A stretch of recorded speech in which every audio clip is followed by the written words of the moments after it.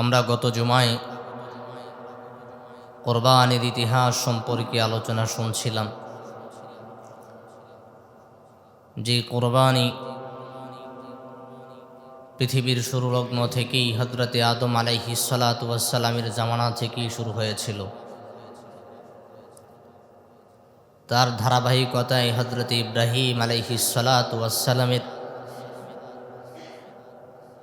সুন্নাহকে আল্লাহ তাআলা উম্মতে মুহাম্মাদের উপর যে কোরবানির বিধান ওয়াজিব করে দিয়েছেন আমরা আলোচনা শুনছিলাম। কোরবানির মূল কথা হলো ত্যাগ স্বীকার করা। কি স্বীকার করা? ত্যাগ স্বীকার করা। আল্লাহর বিধান রব্বুল আলামিন হুকুম করেছেন, আমরা চাইলে বিভিন্ন যুক্তিতে তার বিধান নাফরমানি করতে পারি, অমান্য করতে পারি, কিন্তু এটা রব্বুল আলামিনের বিধান পালন হবে না।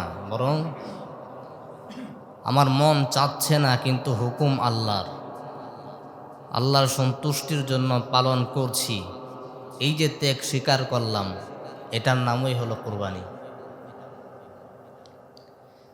দেখেন, ইব্রাহিম আলাইহিস সালাতু ওয়াস সালামকে আল্লাহ তাআলা সরাসরি ওহীর মাধ্যমে কুরবানির বিধান পালন করতে বলেন নাই।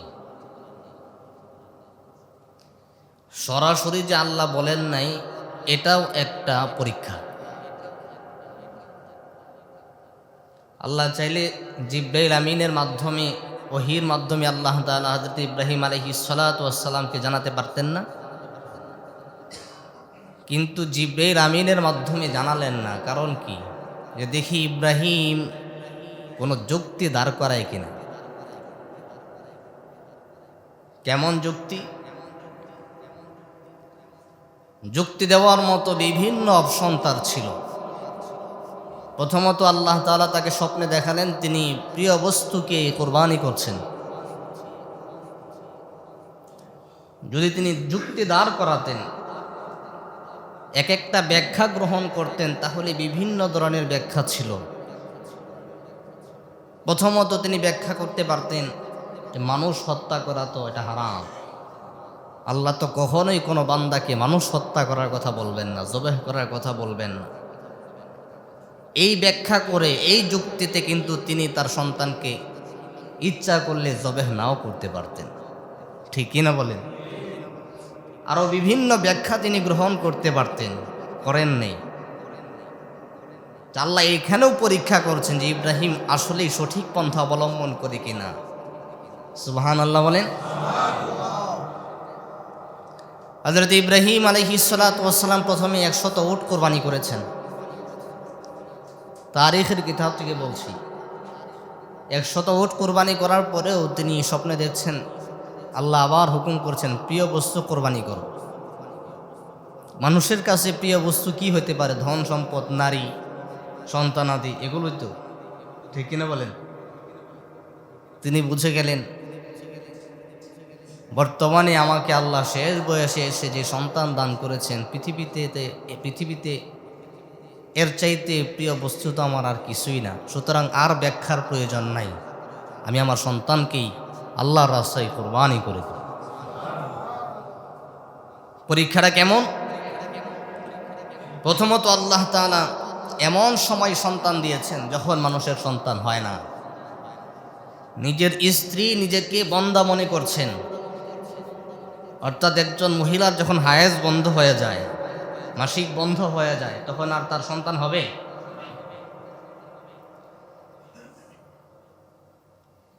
হায়েজ বন্ধ হয়ে গেছে, নিজেকে নিজেই বন্দা মনে করছেন, আমার বয়স হয়ে গেছে, আর সন্তান হওয়ার সম্ভাবনা নেই।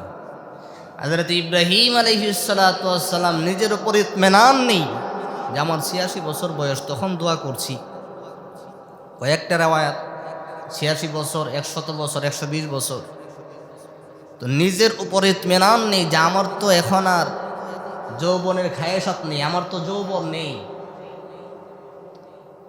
তো আমি স্ত্রী মিলামিশার মাধ্যমে বাচ্চা কিভাবে হবে? কিন্তু আল্লাহ বলছেন আমি তোমাকে সন্তান দিব। আল্লাহ পারেন কি পারেন না? তো ইব্রাহিম আলাইহিস সালাতু ওয়াস সালাম আল্লাহর কাছে দোয়া করলেন, যখন যৌবন শেষ হয়ে গেছে, স্ত্রীর মাসিক বন্ধ হয়ে গেছে, হায়াত বন্ধ হয়ে গেছে, এমন সময় তিনি আল্লাহর কাছে দোয়া করলেন, রাব্বি হাবলি মিনাস সালিহিন, ও আল্লাহ আমাকে একটি সহনশীল, ধৈর্যশীল, নেককার পুত্র সন্তান দান করেন। স্ত্রী নিজের উপর ইতমিনান নেই, ভরসা নেই যে আমার আর সন্তান হবে না, সন্তান হওয়ার সময় ক্রস হয়ে গেছে। স্বামীও বুঝে গেলেন এমন সময় এসে উপনীত হয়েছি, বার্ধক্যে উপনীত হয়েছি, আমার আর যৌবন নেই, আমার আর সন্তান হবে না। কিন্তু রব্বুল আলামিন বললেন, আমি আল্লাহ তোমাকে সন্তান দান করব। আল্লাহ ঘোষণা করে দিলেন, ফাবাশশারনাহু বিগুলামিন হালিম। আল্লাহু আকবার। আমি তাকে একটি পুত্র সন্তানের সুসংবাদ দিয়া দিলাম। সুবহানাল্লাহ। সুসংবাদ দিলেন। ইব্রাহিম আলাইহিস সালাতু ওয়াস সালাম আল্লাহকে বললেন, আল্লাহ কিভাবে সম্ভব, আমার তো সন্তান হওয়ার মতো কিছু নাই। আল্লাহ বললেন, আমি দিব। সুবহানাল্লাহ। রব্বুল আলামিন দোয়া কবুল করলেন, সন্তান দিলেন। কমন আলোচনা সবাই জানি, শুধু মুযাকারার অর্থে বলছি, মূল বিষয় সামনে আসছে। আসলে কুরবানি কি? শেষ বয়সে এসে আল্লাহ তাআলা দোয়া কবুল করে সন্তান দিলেন। এরপরে প্রথম কোরবানি, সন্তান যে পেয়েছো এই সন্তান তো বিসর্জন দিতে হবে। শেষ বয়সে সে সন্তান পাইলে সন্তানের প্রতি ভালোবাসা কম থাকে নাকি বেশি থাকে? তাও আবার একমাত্র সন্তান। সন্তান দিলেন, এবার আল্লাহ হুকুম করলেন, সন্তান এবং তার মাকে বিসর্জন দিয়ে আসবা, এমন জায়গায় রেখে আসবা যেখানে কোনো ধরনের মানুষ নেই, গ্রাম নেই, বসতি নেই, মরুভূমির মধ্যে। হযরত ইব্রাহিম আলাইহিস সালাতু ওয়াস সালাম কাবা ঘরের পাশে সন্তানকে এবং স্ত্রীকে রেখে গেলেন। কোনো কথা নেই, রেখে চলে আসতেছেন। সাথে খাবারের তেমন কোনো আসবাবপত্র নেই। পিছন থেকেই স্ত্রী ডাক দিলেন, আল্লাহর খলিল ইব্রাহিম, আপনি যে আপনার স্ত্রী সন্তানকে রেখে যাচ্ছেন, এটা কি আপনার সিদ্ধান্তে নাকি আল্লাহর সিদ্ধান্তে? ইব্রাহিম আলাইহিস সালাতু ওয়াস সালাম মুখ খুলে কিছুই বললেন না। শাহাদাত আঙ্গুলটা আসমানের দিকে ইশারা করলেন, যা আমারও স্ত্রীর প্রতি ভালোবাসা আছে, সন্তানের প্রতি ভালোবাসা আছে, আমার সিদ্ধান্তে রেখে যাচ্ছি না, আল্লাহর সিদ্ধান্ত। সুবহানাল্লাহ। স্ত্রী মেনে নিলেন, সামিআনা ওয়া আতা'না। যেহেতু আল্লাহর হুকুম, আল্লাহ অবশ্যই রাস্তা খুলে দিবেন। বান্দা যদি চেষ্টা করে আর সেটা যদি আল্লাহর হুকুম হয়, তাহলে অবশ্যই আল্লাহ রাস্তা দেখাবেন। হযরত ইউসুফ আলাইহিস সালাতু ওয়াস সালাম এমন জায়গায় জুলেখার চক্রান্তের মধ্যে আবদ্ধ হয়ে গেলেন যেখানে 7টি দরজা তালা লাগানো ছিল।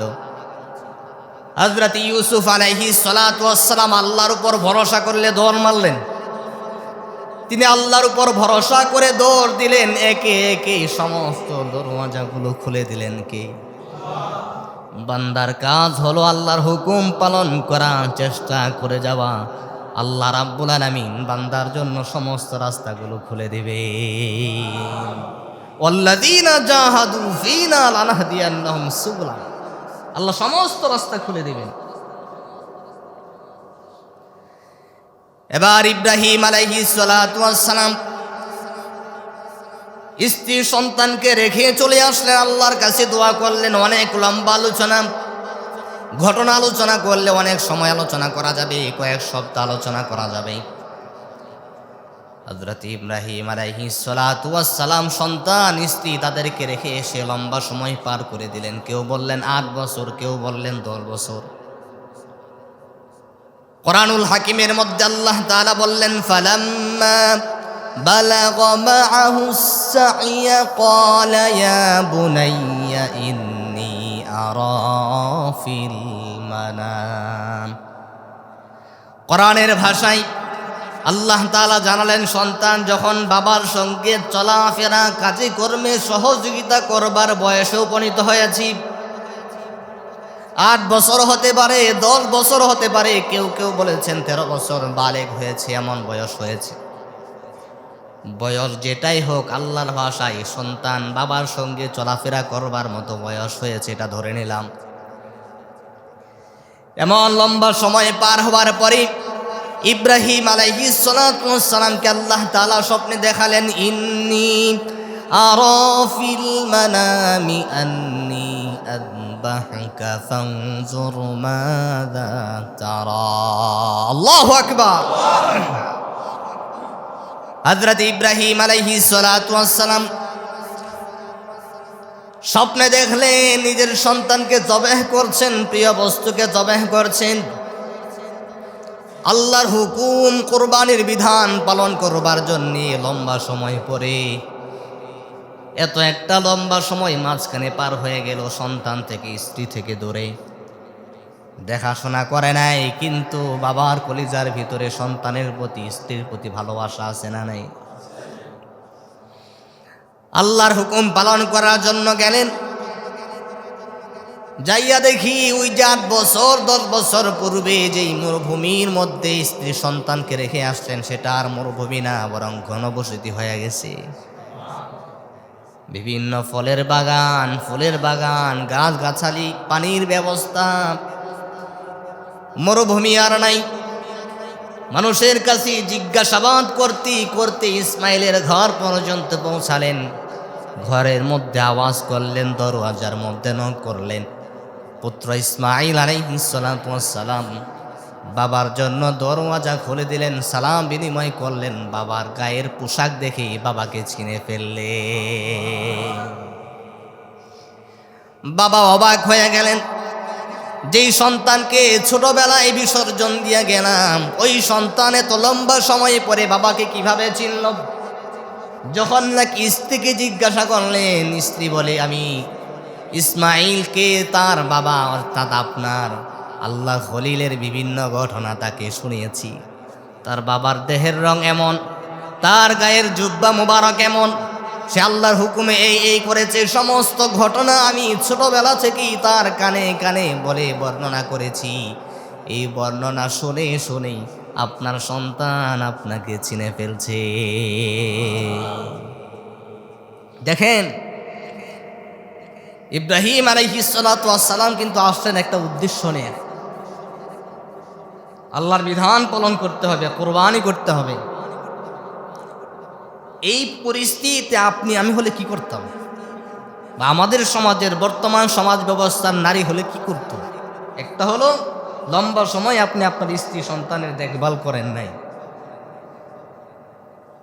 8 বছর 10 বছর পরে গেলেন সন্তানকে কুরবানি দেওয়ার জন্য। স্ত্রী কইতো, গোলামের ফুট, এতদিন দেখাশোনা করস না, এখন আইস সন্তানের বাবা দাবি করতে। ঝাড়ু দিয়ে দৌড়ানি দিত কি না?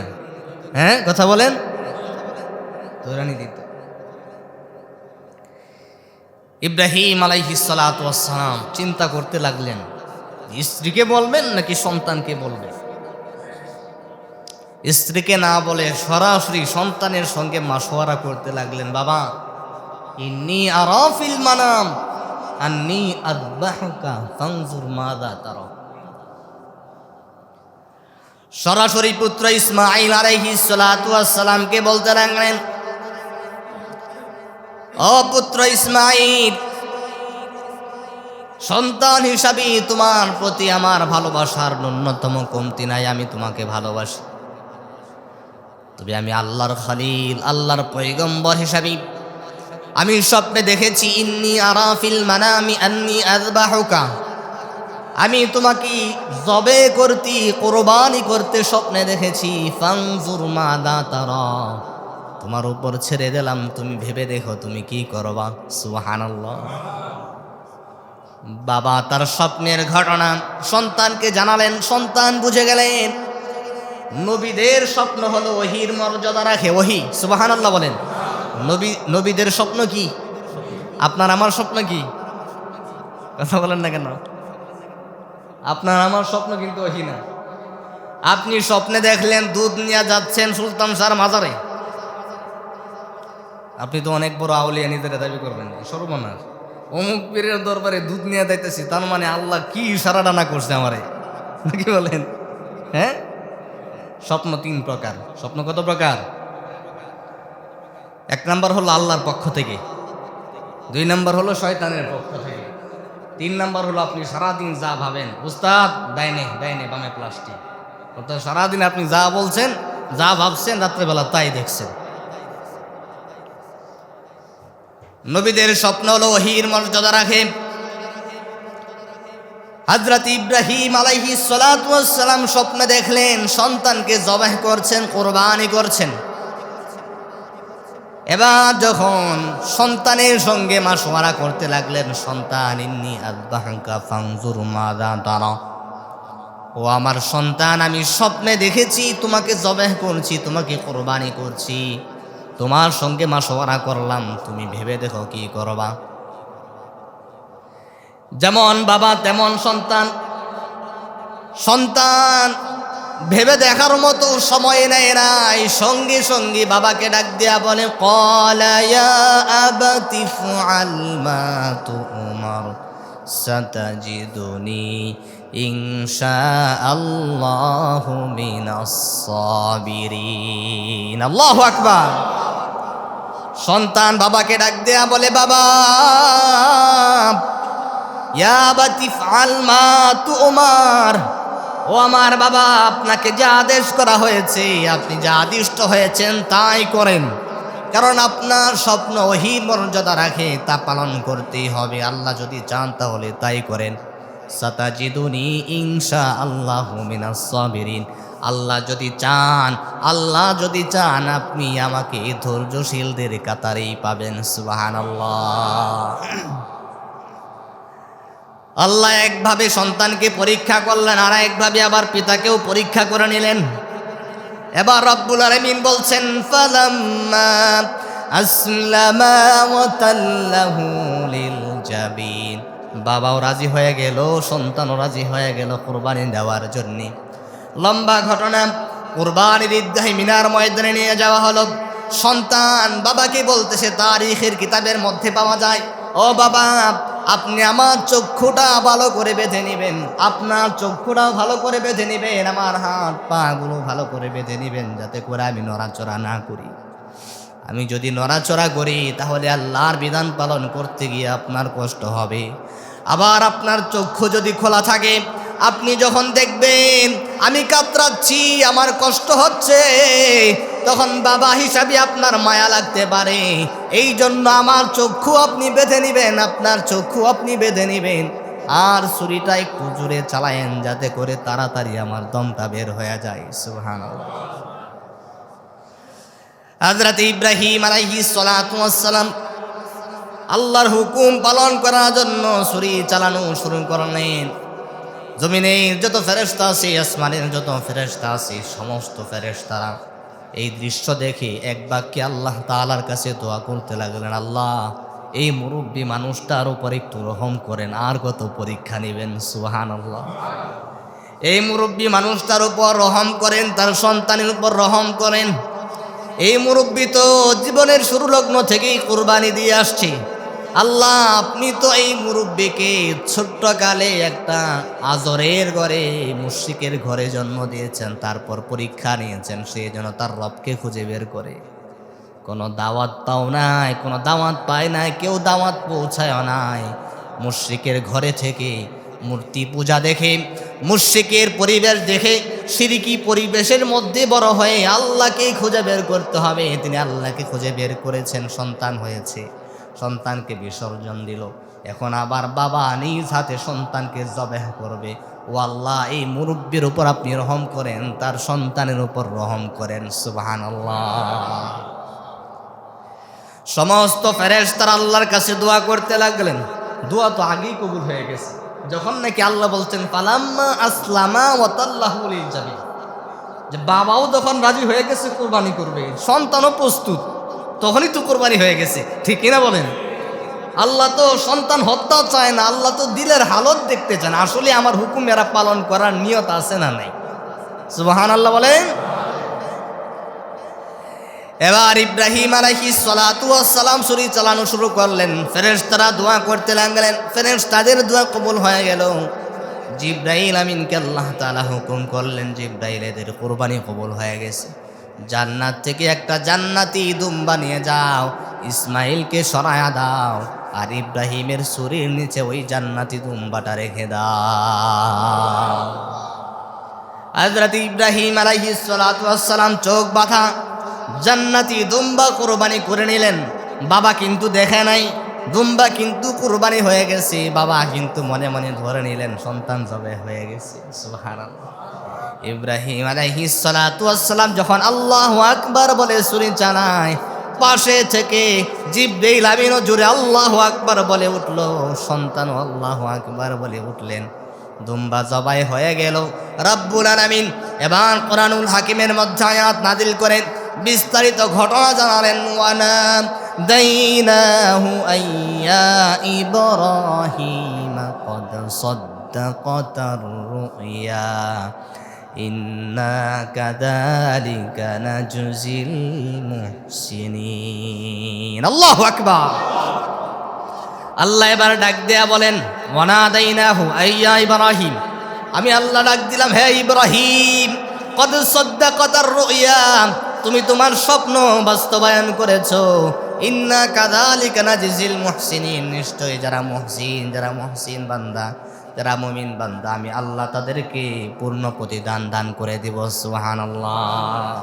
কদ সাদ্দাকাতার রুইয়া, তুমি তোমার স্বপ্ন বাস্তবায়ন করেছো, কুরবানি কবুল হয়ে গেছে। আল্লাহু আকবার। তো ইব্রাহিম আলাইহিস সালাতু ওয়াস সালামের আল্লাহ মনের কুরবানি নিয়েছেন। শেষ বয়সের সন্তান, একমাত্র সন্তান, এত ভালোবাসা, এত দরদ, এই সন্তানকে আল্লাহর জন্য কুরবানি দিতে হবে। এটার পক্ষে বাবা রাজি হয় কিনা, ইব্রাহিম রাজি হয় কিনা, এই কুরবানি নিয়েছেন, আল্লাহর সিদ্ধান্তের উপর সে অটল কিনা। প্রিয় ভাইয়ানা, এই জন্য আল্লাহ আমাদেরকে বলছেন, বান্দারে, ইন্নাল্লাহা লা ইয়ানজুরু ইলা সুওয়ারিকুম, আমি আল্লাহ তো তোমার চেহারার সৌন্দর্যের দিকে লক্ষ্য করি না, ওয়ালা ইলা আমওয়ালিকুম, তোমার ধন সম্পদের দিকেও আমি লক্ষ্য করি না, আমি লক্ষ্য করি ওয়ালাকিন ইয়ানজুরু ইলা কুলুবিকুম ওয়া আমালিকুম, তোমার কলবের দিকে, তোমার আমলের দিকে। তুমি যে আমল করছো, কাকে দেখানোর জন্য, কোন উদ্দেশ্যে তুমি করতেছো। এই জন্য রাব্বুল আলামিন তাম পৃথিবীর মানুষদেরকে সম্বোধন করে বলছেন, লা ইয়ানালাল্লাহা লুহুমুহা ওয়ালা দিমাউহা ওয়ালাকিন ইয়ানালুহুত তাকওয়া মিনকুম। আল্লাহ রাব্বুল আলামিন বলছেন, বান্দারি, লা ইয়ানালাল্লাহা লুহুমুহা, তোমরা যে কোরবানির পশু জবাহ করছো, কোরবানির পশুর গোশত আমি আল্লাহর কাছে পৌঁছাই না, ওয়ালা দিমাউহা, তার রক্ত আমি আল্লাহর কাছে পৌঁছাই না, ওয়ালাকিন ইয়ানালুহুত তাকওয়া মিনকুম, আমি আল্লাহর কাছে তোমাদের তাকওয়াটা পৌঁছায়। তুমি যে কোরবানি করছো, সমাজকে দেখানোর জন্য করছো কিনা, নাকি আল্লাহর সন্তুষ্টির জন্য কোরবানি করছো, হালাল টাকা পয়সা দিয়ে কোরবানি করছো কিনা, তোমার তাকওয়াটা আমি আল্লাহ তাআলার কাছে পৌঁছায়। তুমি যদি আল্লাহর সন্তুষ্টির জন্য, আল্লাহকে ভয় করে, আল্লাহর রেজামন্দি হাসিল করবার জন্য কোরবানি দাও, তাহলে তোমার কোরবানির সওয়াব তুমি পাবা। তুমি কোরবানির মাংসও খাবা, কোরবানির চামড়াও তোমার থাকবে, রক্তও তোমার থাকবে, হাড্ডি মাংস সব কিছুই তোমার। মাঝখানে আমি আল্লাহ সন্তুষ্ট হইয়া তোমার জীবনের গুনাহ মাফ করে দেব। উম্মুল মুমিনিন আয়েশা রাদিয়াল্লাহু তাআলা আনহা থেকে হাদিস বর্ণিত, তিনি বলেন, আল্লাহর কোন বান্দা যদি আল্লাহর সন্তুষ্টির উদ্দেশ্যে কোরবানি করে, কুরবানির পশুর রক্তটা জমিনে পড়ার আগে আল্লাহ বান্দার জীবনের গুনাহ মাফ করে দেয়। যদি আওয়াজ দিয়ে বলেন না সুবহানাল্লাহ। কুরবানির পশুতে জবাহ করছি, এর রক্তটা জমিনে পড়ার আগেই আল্লাহ বান্দার জীবনের গুনাহ মাফ করে দেয়।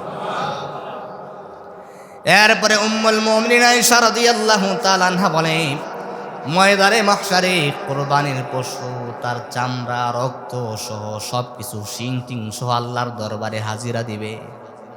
আল্লাহ রাব্বুল আলামিন সেদিন এই অবস্থা দেখে দেখে বান্দার জীবনের গুনাহগুলো আল্লাহ মাফ করে দিবে।